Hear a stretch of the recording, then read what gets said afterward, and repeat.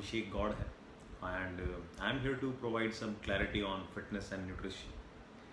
मैं धन्यवाद देना चाहूँगा मिस्टर महक जैन का और बातें की पूरी टीम का, जिन्होंने मुझे ये मौका दिया कि जो भी मेरा लिमिटेड नॉलेज है उसको मैं आप लोगों के साथ में शेयर करूं, और जो आप लोगों की प्रॉब्लम्स हैं या जो मिथ्स हैं आपके दिमाग में उनको मैं थोड़ा क्लियर करूं, ताकि हम सभी एक फिट और एक हेल्दी जीवन जी सकें। एक थोड़ा सा ब्रीफ इंट्रोडक्शन मैं अपने बारे में बता दूं आपको। मेरा नाम अभिषेक गौड़ है, जैसे मैं आपको बता चुका हूं, और मैंने अमेरिकन काउंसिल ऑन एक्सरसाइज जो कि कैलिफोर्निया में है वहाँ से एक लाइसेंस सर्टिफिकेशन किया है in fitness specialisation. And apart from that मेरे पास ऑल्सो CECs हैं इन postpartum and prenatal pregnancy fitness training, sports and fitness nutrition, special population and group fitness training के अंदर। तो आई एम श्योर मिस्टर महक बहुत सारे क्वेश्चंस होंगे आपके दिमाग में अभी, और जो मैं देख सकता हूँ कि आप काफ़ी बेताब हैं पूछने के लिए, तो ज़्यादा वक्त खुद पे ज़ाया नहीं करते हुए एंड लेट्स बिगिन। तो जो आपके क्वेश्चंस हैं प्लीज़ पूछिए, and I would love to clear them out as much as possible for me to do. Okay, please. तो अभिषेक जी, मेरा पहला और एक बहुत अहम सवाल है कि एक इंसान के जीवन में बैलेंस डाइट का क्या महत्व है, और हमारे दर्शकों को कृपया बताइए कि बैलेंस डाइट है क्या। और इसी से संबंधित मेरा एक और सवाल है कि एक आम इंसान बैलेंस डाइट को कैसे समझे, वो क्या क्या बैलेंस डाइट में इंक्लूड करे कि वो एक अच्छी हेल्थ को प्राप्त कर सके। एक बहुत ही अच्छा क्वेश्चन पूछा आपने, जो मेरे ख्याल से सभी के लिए ज़रूरी है जानना। तो इसका एक टेक्स्ट बुक डेफिनेशन या जो बाय द बुक डेफिनेशन में नहीं पढ़कर हम इसी वर्ड को समझने की कोशिश करते हैं कि बैलेंस्ड डाइट, इसको अगर हम ब्रेक करें तो बैलेंस्ड और डाइट यानी कि एक ऐसा खाना जिसमें सभी मैक्रो और माइक्रो न्यूट्रिएंट्स सही प्रोपोर्शन में हो, यानी कि सही अनुपात के अंदर हो। जैसे आपने carbohydrates, fats, proteins, vitamins, minerals, fibre and water, ये सभी चीज़ें सही अनुपात में अगर अपन लेंगे तो वो एक बैलेंस्ड डाइट बोलते हैं उसको। अगर एक एग्जाम्पल देके समझना चाहें तो हम सभी जानते हैं जब हम लोग घर बनाते हैं तो उसमें ईंट, बजरी, सीमेंट, सरिया और बहुत सारी चीज़ें डलती हैं। अगर हम सिर्फ सीमेंट डालेंगे या सिर्फ बजरी डालेंगे तो वो घर एक मजबूत घर और टिकाऊ घर नहीं बन पाएगा, वो कुछ टाइम में गिर जाएगा। इसी तरह से हमारी डाइट होती है। अगर हमारी डाइट में सिर्फ प्रोटीन्स होंगे या सिर्फ कार्बोहाइड्रेट्स होंगे तो वो एक बैलेंस डाइट नहीं कहलाएगी और वो लॉन्ग रन में हमें नुकसान पहुंचा सकती है। तो इसीलिए ये बैलेंस डाइट का होना ज़रूरी है सभी के लिए, चाहे वो बच्चे, बूढ़े, जवान, जो भी हैं। और राइट प्रोपोर्शन ही एक मेन फोकस है इसके अंदर, कि सही चीज़ और वैरायटी ऑफ फूड होना चाहिए जिससे हमें ये सभी जो हमारे मैक्रो न्यूट्रिएंट्स जो कि कार्बोहाइड्रेट्स, फैट्स, प्रोटीन्स, और हमारे माइक्रो न्यूट्रिएंट्स जो कि विटामिन्स, मिनरल्स हो गए, साथ में अपने पानी जो कि सबसे ज़रूरी है, ये सही प्रोपोर्शंस में मिलने पर उसको हम बैलेंस डाइट कहते हैं। I hope I'm clear on my point. Thanks a lot, Abhishek ji, for sharing such informations that can be helpful for our viewers. So the next question is, शाकाहारी और मांसाहारी इन दोनों डाइट्स में क्या फर्क है, हम इसे कैसे डिफरेंशिएट कर पाएंगे, और कौन सी डाइट्स हमारे लिए इम्पोर्टेंट है। एक बैलेंस डाइट को बनाते हुए हम कौन कौन सी चीजों का ध्यान रखें, कृपया इस पर प्रकाश डालिए। महक, ये बहुत ही डिबेटेबल क्वेश्चन है। एक हमेशा से एक वॉर चला आया है vegetarian food versus non vegetarian food के बीच में, जो मेरे ख्याल से एंडलेस है, और किसी एक का साइड लेना मेरे ख्याल से गलत होगा। हालांकि आजकल लोग धीरे धीरे वेजिटेरियन फूड की तरफ इंक्लिनेशन उनका बढ़ रहा है, स्पेशली जब कोविड-19 का आउटब्रेक हुआ था तो बहुत सारी मार्केट में ऐसी न्यूज़ थी कि वो बैट के थ्रू हुआ, या कुछ लोगों ने बोला वो किसी और चीज़ को खाने के थ्रू हुआ, और बहुत सारे वीडियोस भी सर्कुलेट हुए थे हम लोगों के बीच, जिससे हम लोगों ने एक कोरिलेट करना शुरू किया कि भाई नॉनवेज फूड जो है वो बुरा होता है। तो मैं किसी एक कैटेगरी के प्रति एडवोकेट नहीं करूँगा, ये मुझे लगता है कि एक बहुत ही इंडिविजुअल और पर्सनल चॉइस है। अगर आप वेजिटेरियन हैं, it is good for you, आप प्रॉपरली कुक करके खाइए खाने को, हाफ कुक्ड खाना नहीं खाएं। और अगर आप वेजिटेरियन हैं तो भी वेल एंड गुड। इससे पहले जो हमने क्वेश्चन पूछा था उसके हम जो हमारा इम्यून सिस्टम वाला, उसमें एक फूड चेन का मैंने एक्सप्लेन किया था कि जो सन से एनर्जी मिलती है उसका 100% प्लांट ऑब्जॉर्ब करते हैं और प्लांट से फिर एनिमल्स लेते हैं। तो अगर हम एनर्जी की बात करें तो definitely vegetarian food has more energy, but कई बार ऐसी बहुत सारी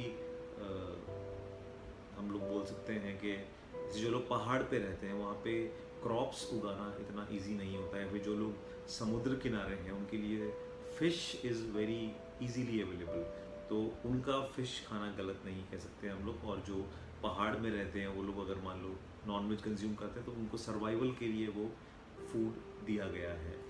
तो मैं इसके अंदर कोई ऐसा एक साइड नहीं ले सकता कि भाई वेजिटेरियन फूड बेटर होता है, नॉन वेजिटेरियन फूड बेटर होता है। तो ये एक इंडिविजुअल चॉइस है। बस खाना ऐसा होना चाहिए जिसमें हम लोग एक उसको एक बैलेंस्ड डाइट का जो हमारा कॉम्पोनेंट जो हमने समझाया अभी जिससे पहले, वो पूरा होना चाहिए। हमारे कार्बोहाइड्रेट्स भी होने चाहिए, फैट्स भी होने चाहिए, प्रोटीन्स भी होने चाहिए और विटामिन्स और मिनरल्स भी होने चाहिए। आपका बहुत बहुत धन्यवाद अभिषेक जी, इतनी महत्वपूर्ण जानकारी हमारे दर्शकों को बताने के लिए। तो मेरा अगला सवाल, सर इम्यून सिस्टम क्या है? हम इम्यून सिस्टम को कैसे दुरुस्त कर सकते हैं? क्या कोई डेली बेसिस पे एक्सरसाइज भी हैं जो हमारे इम्यून सिस्टम को और अच्छा बनाने के लिए उपयोगी होगी? कृपया हमारे दर्शकों को ये भी बताइए। बढ़िया क्वेश्चन पूछा आपने इम्यून सिस्टम के बारे में। तो इम्यून सिस्टम हमारे अंदर रोग के प्रति लड़ने की जो क्षमता या जो शक्ति है उसको बोलते हैं आसान भाषा में। जब कोई भी बाहर से हम पे कोई वायरस का या किसी बैक्टीरिया का अटैक होता है तो हमारे बॉडी के अंदर जो बैक्टीरिया प्रेजेंट है वो उसको कितनी जल्दी हरा सकते हैं और उस हरा कर हमारी बॉडी को फिट एंड फाइन और किसी भी इन्फेक्शन से बचा सकते हैं, उसको हम इम्यून सिस्टम कहते हैं। जैसा कि आपने पूछा हम अपने इम्यून सिस्टम को कैसे इम्प्रूव कर सकते हैं और क्या एक्सरसाइजेज हैं, तो कुछ बेसिक पॉइंट्स हैं जो मुझे लगता है कि आज की लाइफस्टाइल में हम सब मिस कर रहे हैं उनको, और वो इतने बेसिक है शायद तक कोई बताता भी नहीं होने के बारे में, और इनफैक्ट कोई बताता तो शायद तक हम उसको अनसुना कर जाते हैं। सबसे पहले मैं कहना चाहूँगा कि जो नींद है वो बहुत ही इम्पोर्टेंट कंपोनेंट होता है हमारी बॉडी के लिए। नींद पे कॉम्प्रोमाइज़ नहीं करना चाहिए हमको, और कोशिश करें कि जो नेचर का साइकिल है, जैसे सूर्य उदय होता है फिर वो अस्त होता है, उसी के साथ हमारी एक बायोलॉजिकल क्लॉक भी होती है हमारे अंदर, वो भी सेम रूटीन पे चलती है। तो अगर आप इस रूटीन के साथ छेड़छाड़ करेंगे तो डेफिनेटली हमारी बायोलॉजिकल क्लॉक जो है उसके साथ में भी छेड़छाड़ होगा, जो इनडायरेक्टली हमारे इम्यून सिस्टम को डिस्टर्ब करती है। तो आप जल्दी उठिए सुबह, क्लोज टू सनराइज, और सारे काम कीजिए अपने, एंड स्लीप टाइमली।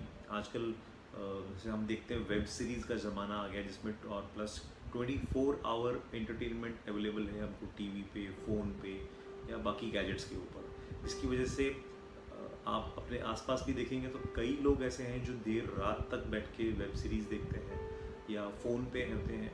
तो ये मैं उन लोगों से कहना चाहूँगा कि दिस इज़ समथिंग दैट हम अवॉइड कर सकते हैं। ये ज़रूरी नहीं है आपके कोई जो फेवरेट सीरीज़ हैं या टीवी हैं आप वो दिन में टाइम निकाल के देख सकते हैं, बट रात की जो नींद होती है वो बहुत बहुत इम्पॉर्टेंट होती है और उस पर कॉम्प्रोमाइज़ नहीं करना चाहिए। दूसरा पॉइंट अगर हम देखें तो जो हमारे खाने पीने का तरीका है वो हमारी जीवन शैली बहुत चेंज हो गई है। ग्लोबलाइजेशन के कारण जो ईस्ट का फूड था वो वेस्ट में आ गया है, वेस्ट का फूड वो ईस्ट में आ गया है, और एक बहुत बड़ा मिक्सअप हो गया है जो कहीं ना कहीं कुछ समय के लिए ठीक है, बट अगर हम फॉरेन फूड्स को कम्प्लीटली हमारी डाइट के अंदर इंट्रोड्यूस करते हैं तो वो कुछ लेवल पे हम लोग को डेफिनेटली कुछ नुकसान पहुंचा सकता है। जैसे हम लोग पिज़्ज़ाज़ या बर्गर खाते हैं तो वो हमारे यहाँ का फूड नहीं है। हमारे यहाँ पे दाल चावल रोटी सब्जी खिचड़ी ये सब खाते हैं। ये हमारे यहाँ का लोकल फूड है, ये हमारे यहाँ पे ज़्यादा गुण करता है। तो सिर्फ एक ग्लोबलाइजेशन के नाम पे या एक थोड़ा सा एक फैंसी फूड कूल साउंड करने के नाम पे हम लोगों को इन फूड से थोड़ा परहेज करना चाहिए। एकदम करना पॉसिबल नहीं है, लेकिन फूड में आपको होल फूड्स को इंट्रोड्यूस करना चाहिए। जैसे अपने फ्रूट्स हो गए, वेजिटेबल्स हो गई जो लोकली ग्रो करती हैं, फ्रूट्स जो इंडिया में होते हैं अपने आसपास के एनवायरनमेंट में उगते हैं और इजीली अवेलेबल है। इम्पोर्टेड फैंसी फ्रूट्स जो एक्सेसिवली एक्सपेंसिव होते हैं वो खा के शायद तक इतना हमेरी बॉडी अच्छा फील ना करे जितना शायद तक हमारे यहाँ पर लोकल उगने वाले जो बेर हो गए या जो भी अपने यहाँ पे लोकल फ्रूट्स उगते हैं वो हमारी बॉडी को ज़्यादा सूट करते हैं as compare to the imported foods that we are getting. इसके अलावा दाल चावल हो गया जिसमें हमारे प्रोटीन्स होल फूड्स जिसको हम कहते हैं पूरा का पूरा, वो हमें अपने डाइट में इंट्रोड्यूस करने चाहिए, जिनके अंदर एंटीऑक्सीडेंट्स का जो लेवल होता है वो हाई होता है, वो हमारी इम्यूनिटी को बूस्ट करने में हेल्प करते हैं। उसके अलावा अगर हम देखें तो हम लोग एक ऐसी सोसाइटी में लग गए जहाँ पे फैट को एक बहुत ही एक विलन की तरह पोर्ट्रे कर दिया गया कि भाई फैट नहीं होना चाहिए। जो शायद तक पूरी जानकारी नहीं रखते हैं तो इसमें गुड फैट्स होते हैं वो हमारी बॉडी को चाहिए होते हैं हमारी इम्यून सिस्टम को स्ट्रॉन्ग बना के रखने के लिए। जैसे ओमेगा 3 हो गए, चिया सीड्स हो गए, इन सब में जो फैट होता है वो हमारे लिए बहुत ज़रूरी होता है, तो इनको स्किप नहीं करें। फैट भी एक इम्पॉर्टेंट कंपोनेंट है हमारी बॉडी का। आगे बढ़ते हैं, इसके अंदर जो और हम देख सकते हैं तो चीनी जो है, जो शुगर है, प्योरेस्ट फॉर्म, वो उसका जो इनटेक है वो हमें थोड़ा कम करना चाहिए या जितना हो सके उतना कम करना चाहिए। बिकॉज चीनी हमारी कहीं ना कहीं इम्यून सिस्टम को स्लो डाउन करती है, हमारे मेटाबॉलिज्म को करती है and it is not very good for health. हालांकि टेस्ट के लिए हमारे ऑलमोस्ट हर फूड में इंट्रोड्यूस हो गई है, लेकिन समझदारी इसी में है कि हम लोग हमारे चीनी का जो इंटेक है उसको कम करें, जिससे हमारी ओबेसिटी भी नहीं बढ़े, फैट ज़्यादा नहीं बढ़े बॉडी के अंदर, लिमिट में रहे सारा सारा। और अगर इसमें हम लोग बात करें तो जो हम लोग मिस कर रहे हैं जो वो है कि एक मॉडरेट एक्सरसाइज होनी चाहिए, एक्सेसिव नहीं। हम लोग क्या करते हैं, या तो जिम ज्वाइन करेंगे तो इतनी एक्सरसाइज करेंगे कि थक के कोई और काम करने के लायक नहीं रहते, और या फिर स्किप करेंगे तो बिल्कुल भी नहीं जाएंगे। तो आप चाहे योगा करें, चाहे आप जिम जाएं, चाहे आप स्विमिंग करें, लेकिन मॉडरेट एक्सरसाइज के अंदर आप अपने आप को इन्वॉल्व करें। इसमें एक फ़ायदा और है कि हमारे ना एक्सरसाइज करने पे हैप्पी हार्मोन्स रिलीज होते हैं, जो कि हम लोग अपने नेक्स्ट पॉइंट पे आ रहे हैं, हमारे स्ट्रेस लेवल को कम करता है। तो मॉडरेशन में एक्सरसाइज में इन्वॉल्व हुई है, जिसमें आपकी ब्रिस्क वॉकिंग हो गई, स्विमिंग हो गई। फ़िलहाल हम लोग बाहर नहीं जा सकते, बट हमारे घर के कॉरिडोर के अंदर या टेरेस के ऊपर हम लोग डेफिनेटली वॉक कर सकते हैं। तो एक स्टेप काउंटर आजकल ऑलमोस्ट सब फोन्स में अवेलेबल है, वॉचेस भी हैं, तो आप उसको यूज़ कीजिए एंड दिन के एक टारगेट सेट कीजिए कि हमें इतना स्टेप्स चलना है रोज़ का। तो जो ये मॉडरेट एक्सरसाइज है ये बहुत ज़रूरी है।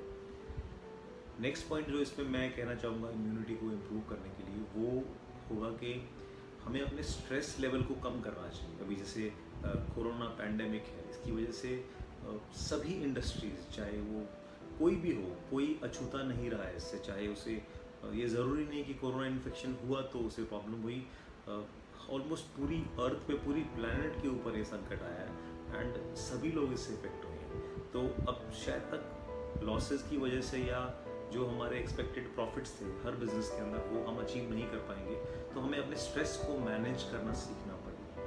अगर स्ट्रेस बहुत ज़्यादा बढ़ेगा तो हमारी बॉडी में जो हार्मोन्स होते हैं इसमें एपिनेफ्रिन एंड नोरेपिनेफ्रिन आते हैं। हालांकि ये टेक्निकल वर्ड्स हैं, आप लोगों को जानना ज़रूरी नहीं है। हमारे जो स्ट्रेस, बेसिकली स्ट्रेस हार्मोन्स हैं, हमें उनको मैनेज करना सीखना, कंट्रोल करना सीखना पड़ेगा ताकि हम लोग खुश रहें। और साथ में शायद तक आजकल की जो भागदौड़ वाली ज़िंदगी है, इसमें हम लोग पानी पीना भूल जाते हैं। जो हमारा एक मिनिमम इनटेक होना चाहिए पानी का, वो हम नहीं लेते हैं, और उसकी जगह शायद तक हम दूसरे जो तरल पदार्थ हैं, जो से कोल्ड ड्रिंक्स हो गया या अदर एरिएटेड ड्रिंक्स हो गए, उनकी तरफ हम लोग ज़्यादा झुकते हैं। तो मेरा ये मानना है, आप कहीं बाहर खाना जाएं तो rather than ordering soft drink और कोई भी एरिएटेड सोडा बेस्ड ड्रिंक जिसमें बहुत शुगर होता है, उसके बजाय आप एक नॉर्मल मिनरल वाटर का बॉटल खरीदिए और आप पानी पीजिए। पानी बहुत बहुत ज़रूरी होता है अपनी बॉडी के लिए। इसके अलावा अगर हम इम्यून सिस्टम को इम्प्रूव करने की बात करें तो सभी एडवांसमेंट्स के साथ में सप्लीमेंट इंडस्ट्री भी बहुत एडवांस हो गई है, जिसमें हमें हर चीज़ का सप्लीमेंट अवेलेबल है। प्रोटीन के सप्लीमेंट्स अवेलेबल हैं, वाइटामिन्स के अवेलेबल हैं, मिनरल्स के अवेलेबल हैं। हर चीज़ बहुत रेडीली ओवर द काउंटर हमें किसी भी केमिस्ट के यहाँ मिल जाती है। ये गलत नहीं है, मैं इनका खंडन नहीं करता, लेकिन ये ज़रूरी है कि आप इनको किसी डॉक्टर की या जो एक एक्सपर्ट ट्रेंड क्वालिफाइड पर्सन है उसकी ही सुपरविजन के अंदर आप सप्लीमेंट्स यूज़ करें, बिना किसी से पूछे, बिना अपने ब्लड टेस्ट कराए या बिना डॉक्टर के सुपरविजन के अगर आप सप्लीमेंट्स लेते हैं तो वो भी कहीं ना कहीं अपनी इम्यूनिटी को डाउन करता है। जैसा कि हम मानते हैं हम भारतीयों का खाना मसालों के बिना अधूरा है, तो मेरा ये सवाल है कि अगर हम बैलेंस डाइट ले रहे हैं तो मसालों का कितनी मात्रा में उपयोग करना चाहिए और कौन कौन से मसाले हमें उपयोग करने चाहिए। कृपया हमारे दर्शकों को इसके बारे में विस्तार में बताइए। स्पाइसी क्वेश्चन पूछा महक आपने, डेफिनेटली बहुत एप्ट है, क्योंकि आजकल के जो डाइट प्लान्स चल रहे हैं, जो ईटिंग पैटर्न, मैं बोलूँगा डाइट प्लान्स गलत होगा, जो ईटिंग पैटर्न चल रहा है उसमें कुछ लोग बहुत सारी चीज़ें को डेमोनाइज कर दिया है। बेसिकली उन्हें एक डेविल बना दिया गया है कि नहीं, ये नहीं करना है। तो ब्लैंड फूड अगर आप डाइट पे जाते हैं तो आप लोग बिना मसालों को खाना पसंद करते हैं, तो वो भी सही नहीं है। क्योंकि जैसा कि हम लोगों के जो हमारी भारतीय सभ्यता है, जो हमारा कल्चर है, उसके अंदर आप देखेंगे तो स्पाइसेस किसी न किसी तरीके से हर ट्रेडिशन से, हर छोटे से बड़े फंक्शन से हमारे जुड़े हुए हैं।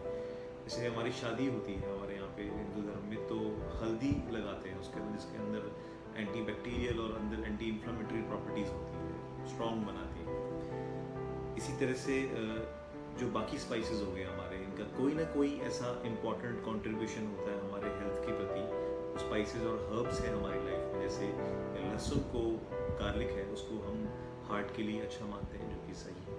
और धनिया है, धनिया का पानी पीते हैं लोग, उसके अंदर जीरा हो गया, लौंग हो गया, इलायची और दालचीनी हो गया। दालचीनी की भी बहुत ही अमेजिंग प्रॉपर्टीज़ होती है। उसके अंदर जो वाइटामिन मिनरल कंटेंट है उसकी बात अलग करें, बट उसका जो मेडिसिनल यूज़ है विदाउट एनी साइड इफ़ेक्ट, वो अपने आप में काबिल तारीफ़ है। तो जो हमारी संस्कृति जो चली आ रही है, जो बेसिकली हमारी दादी और नानी के नुस्खे हैं, वो गलत नहीं है। हमें उनका मजाक बनाकर, उनको आउटडेटेड बताकर सिर्फ इग्नोर कर देना बहुत ही गलत होगा। मेरे ख्याल से स्पाइसेस एक इम्पॉर्टेंट कंपोनेंट है, और बिना स्पाइसेस का food would be lacking a lot of important vitamins and minerals. बात ये रही कि स्पाइस डला हुआ फूड एंड स्पाइसी फूड, इसकी थोड़ी सी कंफ्यूजन क्रिएट हो गई है। हम लोग डीप फ्राइड और इसके अंदर तेज़ मिर्च होती है जिस चीज़ों के अंदर, या गरम मसाला ज़्यादा होता है, उसको हम लोग स्पाइसी फूड बोलते हैं कि भाई हाँ बहुत स्पाइसी है, बिकॉज मुंह जल रहा है। और जबकि स्पाइसेस अपने आप में एक बड़ा कंपोनेंट है, जिसके अंदर बहुत सारी ऐसी चीज़ें हैं जो हमारे हेल्थ के लिए बहुत बहुत इफ़ेक्टिव होती है, बहुत हेल्पफुल भी है। और मेरे हिसाब से आप लोगों को वो यूज़ करनी चाहिए मॉडरेशन के अंदर, एक्सेस नहीं करना चाहिए, लेकिन मॉडरेशन में स्पाइसेस का यूज़ बहुत अच्छा है बॉडी के लिए, और वो अपने आप को, हमको अंदर से स्ट्रॉन्ग बनाती है, हमारे इम्यून सिस्टम को हेल्प करती है बूस्ट करने के अंदर। धन्यवाद अभिषेक जी। आजकल की जिंदगी में हर कोई अपना काम जल्द से जल्द करना चाहता है। इसी पर आधारित है मेरा तीसरा प्रश्न। आजकल मार्केट में हर चीज के सप्लीमेंट आ गए हैं, यहाँ तक कि फलों और सब्जियों के भी सप्लीमेंट आ गए हैं। तो क्या ये हमारे लिए बेनिफिशियल हैं या फिर हमारे लिए हानिकारक हैं? कृपया ये भी हमारे दर्शकों के लिए बताइए। आपके तीसरा क्वेश्चन जो कि शायद तक इसका थोड़ा बहुत ब्रीफ हम लोगों ने हमारे सेकंड आंसर में ही कवर कर लिया था, पर फिर भी सप्लीमेंट्स के ऊपर मैं कहना चाहूँगा वो कम्प्लीटली गलत भी नहीं है और वो कम्प्लीटली सही भी नहीं है, बशर्ते कि आप उन्हें जब ले रहे हैं वो एक एक्सपर्ट गाइडेंस के अंदर ले रहे हैं। आप अपने डॉक्टर जो आपके फिजिशियन हैं आप उनसे मिले हैं, जो आपके न्यूट्रिशनिस्ट हैं जिन्हें लगता हो कि किसी पर्टिकुलर न्यूट्रिशन की या कंपोनेंट की हमारी बॉडी में कमी है तो उसका सप्लीमेंट लेने में बुराई नहीं है। लेकिन सिर्फ किसी के कह देने से कि भाई अगर तुम्हें ये बनाना है, मतलब तुम्हें प्रोटीन्स बहुत ज़्यादा लेने चाहिए या तुम्हें ये ज़्यादा करना चाहिए, वो मुझे ख्याल से गलत होगा। और रही बात डिजीज़ की तो डेफिनेटली वापस मैं उसी जवाब को रिपीट करना चाहूँगा कि बिना गाइडेंस के अगर आप कोई चीज़ लेते हैं तो उसके नुकसान आपको होने का चांसेस बढ़ जाते हैं, क्योंकि हमें नहीं पता हमारी बॉडी में क्या कमी है। या तो हम खुद डॉक्टर हैं, अगर आप खुद डॉक्टर नहीं हैं तो फिर मेरी रिक्वेस्ट ये रहेगी आप किसी एक्सपर्ट की ओपिनियन लेकर जो रजिस्टर्ड हैं, लाइसेंस्ड हैं, उनके बाद ही आप सप्लीमेंट्स का यूज़ करें और वो आपके लिए बेटर रहेगा।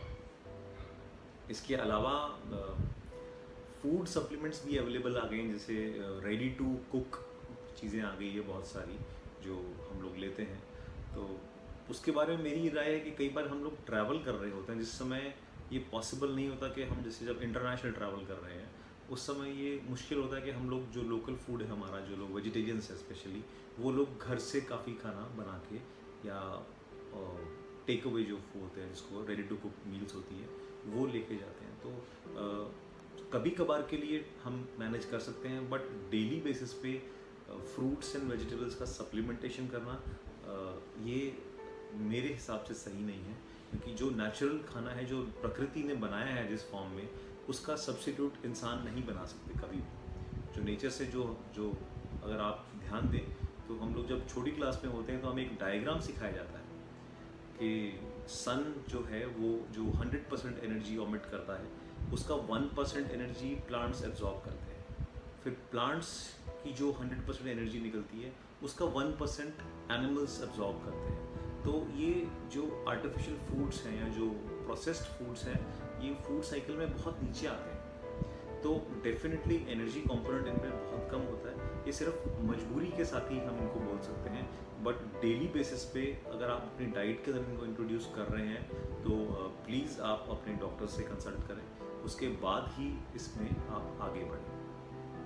और जो मोस्ट पॉपुलर जो मोस्ट कॉमन सप्लीमेंट जिसके बारे में आजकल हम सुनने आते हैं वो वे प्रोटीन या ग्लूटामिन है, तो उसके लिए भी मेरी ये राय है कि ये गलत नहीं होते, लेकिन इनको कंज्यूम करने से पहले आप अपना बॉडी वेट चेक कराएं, या इनफैक्ट एक डॉक्टर से मिलके या अपने जो डाइटिशियन है उन्हीं के थ्रू आप ये सब सप्लीमेंट्स कंज्यूम करें, बिना किसी की एडवाइस लिए हुए या सिर्फ अपने एक फ्रेंड जिन्होंने बहुत अच्छी मसल्स बना ली कुछ टाइम में उनकी एडवाइस लेकर आप ये सप्लीमेंट्स का कंजम्पशन ना करें तो आपके लिए बेहतर होगा।